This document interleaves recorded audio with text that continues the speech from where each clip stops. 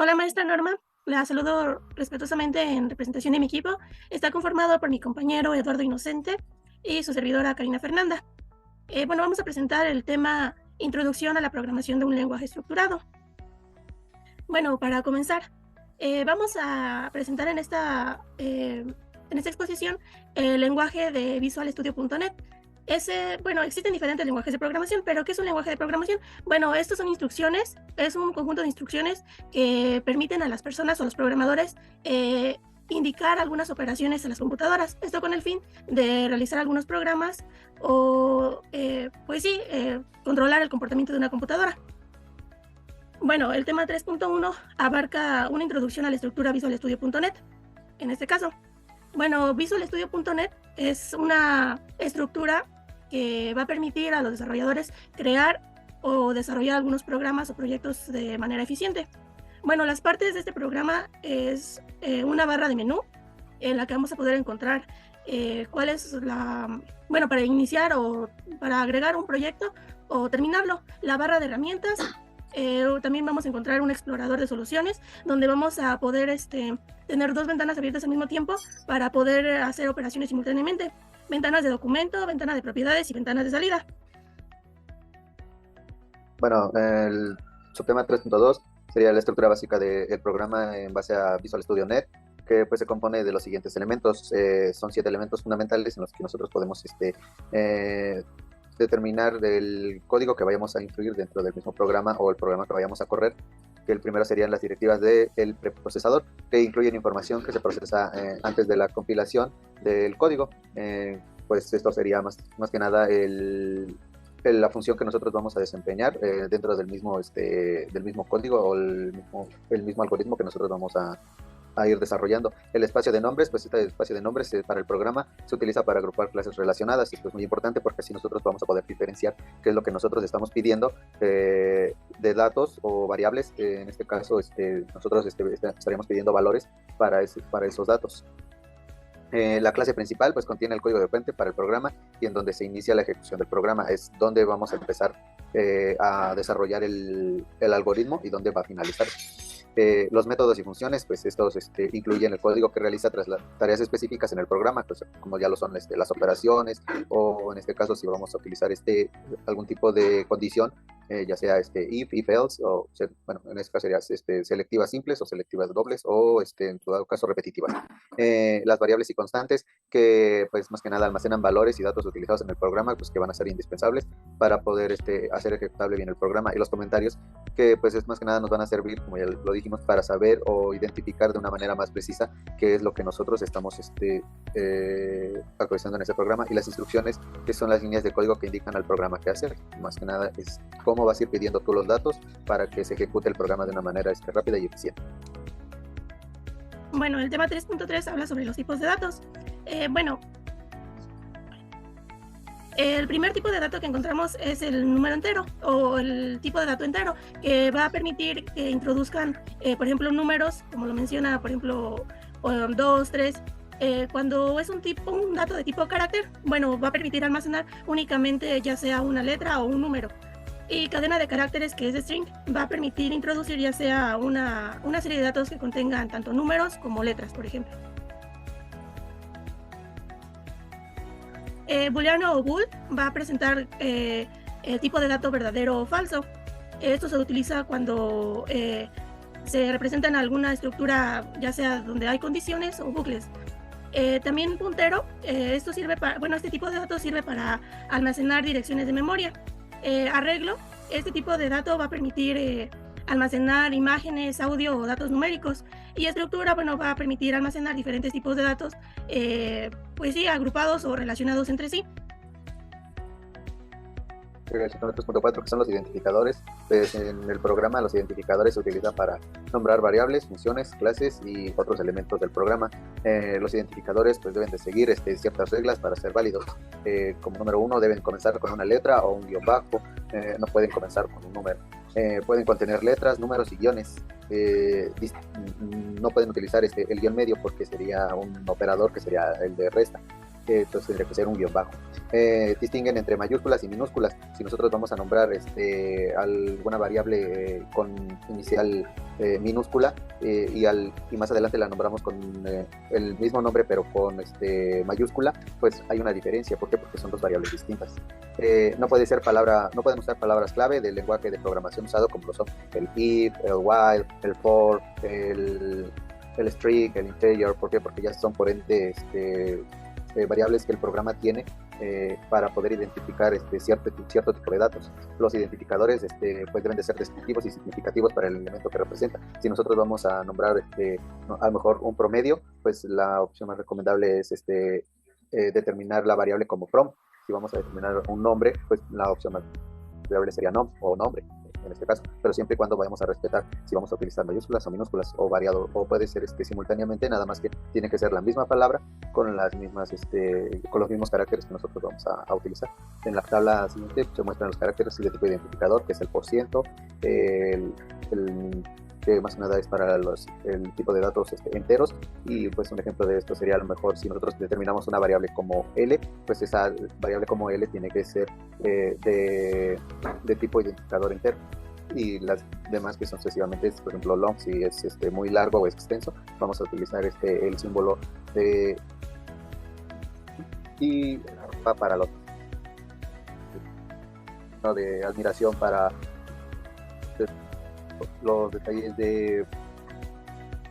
el símbolo de gato para los que son decimales o queremos ser decimales, y el símbolo de pesos en este caso sería para los valores que van a determinar palabras o comentarios. Bueno, el tema 3.6 habla sobre operadores, operandos y expresiones. Bueno, estos son símbolos que se utilizan para realizar algunas operaciones matemáticas o algunas operaciones donde hayan comparaciones entre variables o valores. También vamos a encontrar operadores aritméticos que se utilizan para hacer, no sé, suma, resta, multiplicación, división, etcétera. Asignación es cuando van a asignar algún valor a variables. Comparación es cuando se utiliza para comparar algunas variables o devolver un valor. Los lógicos son para, pues sí, definir alguna comparación, ya sea verdadero o falso. Incremento y decremento es para aumentar o disminuir el valor de una variable. Los operadores más utilizados para operaciones matemáticas, pues los conocemos de una manera muy específica, que son la suma, la resta, la multiplicación, la división y el resto de la división, que sería un módulo, en este caso pues serían los paréntesis. Los operandos son los valores o variables sobre los que actúa el operador. Pueden ser constantes, literales, variables o expresiones. Una expresión pues es una combinación de operandos y operadores que se evalúa para producir un resultado. Todo en conjuntos es una operación general. ¿Por qué? Porque nosotros vamos a determinar qué es lo que vamos a hacer, si vamos a hacer una suma, si vamos a hacer una resta o cualquier tipo de operación con cualquier tipo de operador o utilizando varios operadores. Los operandos van a ser en este caso nuestras variables. En el ejemplo del lado derecho, en este caso nosotros estamos declarando a los valores de A y B, y a su vez vamos a hacer sumas, restas, productos, división, y en este caso el último que sería el módulo. Todas estas operaciones se van a realizar, pero ¿qué son este tipo de operaciones, suma, resta y producto? Pues son expresiones que se van a determinar porque son una combinación de operandos y operadores. ¿Por qué? Porque vamos a utilizar los valores de A y B, pero en diferentes procesos. Bueno, también otro ejemplo, como ya retomando lo que decía mi compañero, como observamos aquí abajo en esta operación, tenemos 3 más 4. Los operandos son 3 y 4 y el operador es el signo más. Aquí también los operandos es A, B y C, y los operadores es el signo de más y el de por, que son las operaciones que se van a hacer con esos operandos. Entonces, todo este conjunto de, pues sí, ya sean variables o números, hacen una expresión. La prioridad de los operadores, pues si se estudia en net, los operadores tienen cierta prioridad y orden para evaluar las expresiones. Cuando hay varias operaciones en una expresión, los operadores con mayor prioridad se evalúan primero. En la tabla del lado derecho tenemos la jerarquización de los operadores, que son los paréntesis, enseguida son la multiplicación, la división y el porcentaje o el módulo. Le antecede lo que son el más, le sigue lo que son el más y el menos, y por último se evalúa el igual. La procedencia, pues digamos, la prioridad va de mayor a menor, y el Otro punto importante es cuando se combinan diferentes prioridades en una expresión, se evalúa primero los operadores con mayor prioridad. Si hay varios operadores con la misma prioridad, se evalúan de izquierda a derecha. En dado caso que nosotros tengamos dos operaciones que al final de cuentas tienen paréntesis, pues primero se va a evaluar la que va del lado izquierdo y después la que va del lado derecho.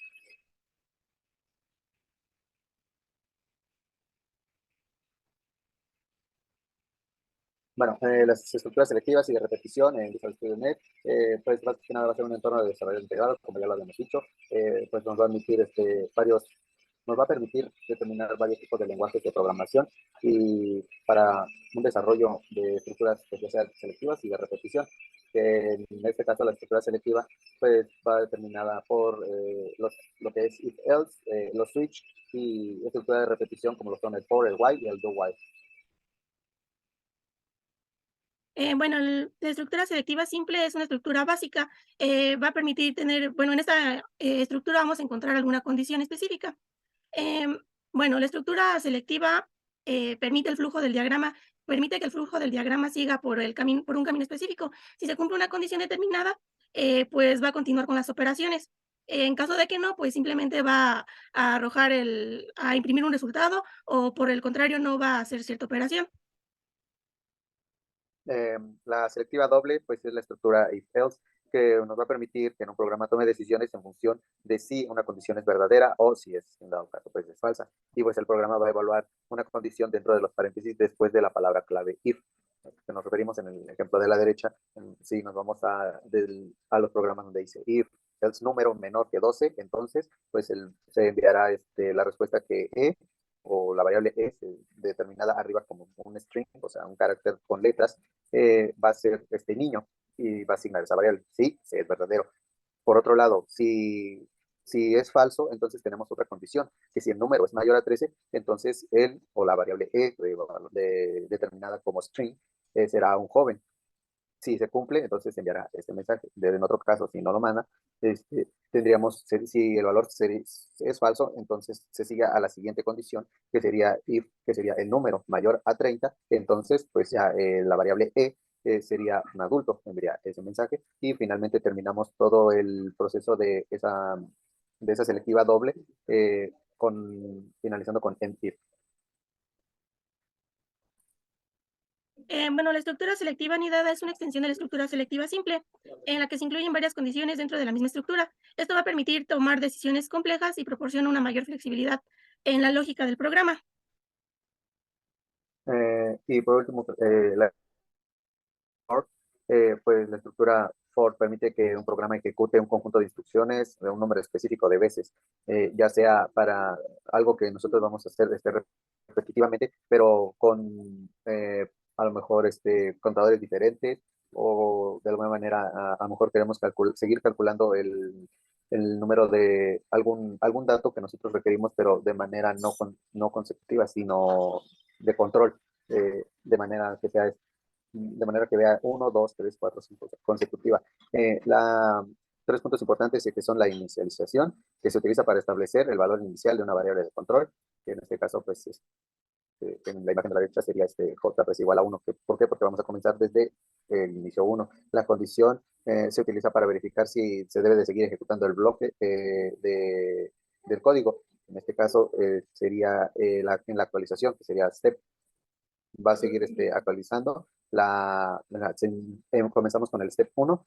Cuando termine, vamos a seguir con el step 2, así hasta llegar a un determinado número específico en el que nosotros queremos que ese ciclo se repita. El incremento y decremento que se utiliza para cambiar el valor de la variable de control después de cada ejecución del bloque del código, pues, serán las instrucciones que se repetirán, que sería la de suma más número más i.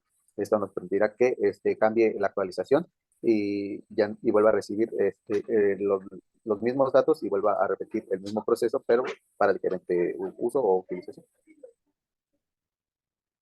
Y bueno, como conclusión, podemos decir que Visual Studio Net es una excelente herramienta para programar en varios lenguajes de programación y pues asimismo nos ofrece una amplia gama de características y herramientas para el desarrollo integrado que permite a los programadores crear aplicaciones de manera más eficiente y efectiva. Y pues una de las características más destacadas pues es que tiene la capacidad para depurar y corregir errores de código. Esto nos va a permitir a nosotros visualizar un poquito mejor y desarrollar un poquito mejor la síntesis de los programas, que a lo mejor nosotros lo parecemos muy extenso, cuando nosotros podemos hacerlo de manera más sintética. Así como la capacidad de automatizar tareas repetitivas, como ya lo platicamos, utilizando el for, el while, el do while, y agilizar el proceso para el desarrollo de operaciones que son demasiado repetitivas y a lo mejor en este caso muy extensas en un solo paso. Y bueno, estas son nuestras fuentes de información. Agradecemos su atención.